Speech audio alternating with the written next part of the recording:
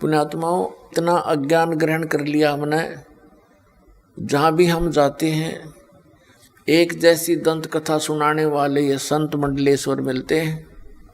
ये महंत मिलते हैं जिनको कख का पता नहीं अध्यात्म मार्ग का, और हम इनको परम संत मान कर,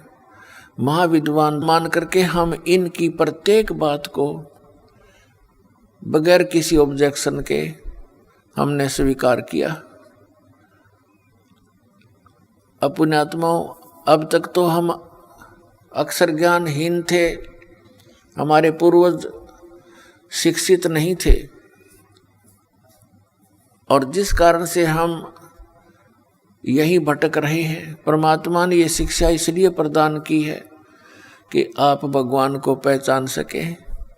और सदग्रंथों में जो लिखी परमात्मा की महिमा है उसको जानकर दृढ़ निश्चय कर सके कि सचमुच हम जो कर रहे हैं ये सही है, और भगवान कबीर है, परमेश्वर कबीर जी ही अल्लाह हैं, गॉड हैं, रब हैं, वास्तव में यही परमात्मा है, सर्व सृष्टि रचनहार, और यही मोक्ष देते हैं, यही हमारे पाप कर्मों का नाश करके इस जीवन में भी हमें सुख प्रदान कर सकते हैं। अन्य कोई परमात्मा, कोई इष्ट, कोई देव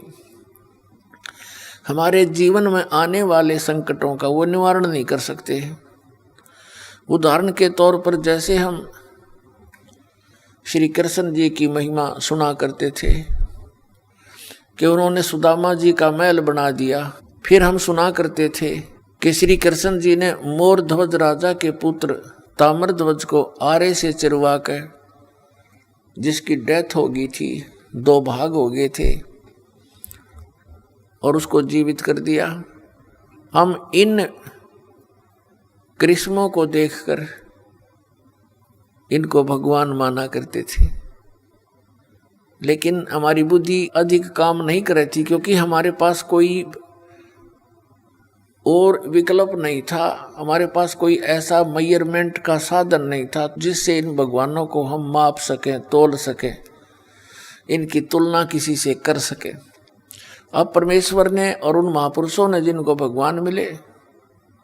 उन्होंने हमें ये एक पैमाना दे दिया ISI मार्ग का, वेदों और ग्रंथों से प्रमाणों का। तो ये ISI मार्ग हैं के सदग्रंथ हैं,